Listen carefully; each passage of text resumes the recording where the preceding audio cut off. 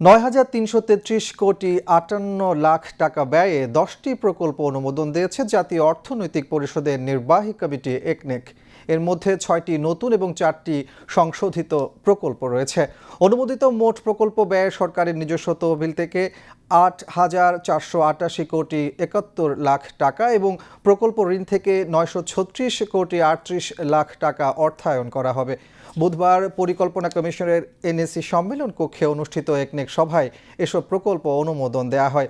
প্রধানমন্ত্রী ও একনেক চেয়ারপারসন তারেক রহমান সভায় সভাপতিত্ব করেন।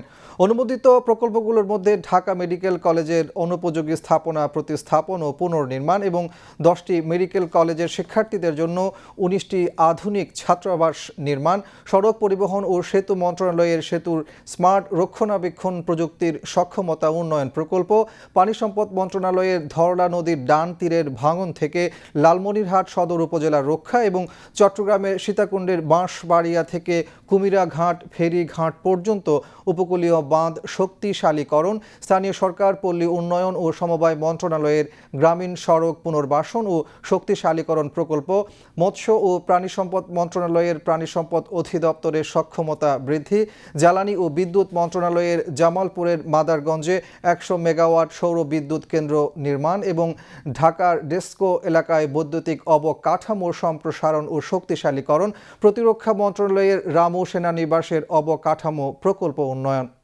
সভায় জানানো হয় 50 কোটি টাকার কম ব্যয়ের 9টি প্রকল্প ইতোমধ্যে পরিকল্পনা মন্ত্রী অনুমোদন করেছেন। সভা শেষে সাংবাদিকদের এসব তথ্য জানান পরিকল্পনা প্রতিমন্ত্রী জুনায়েদ সাকি।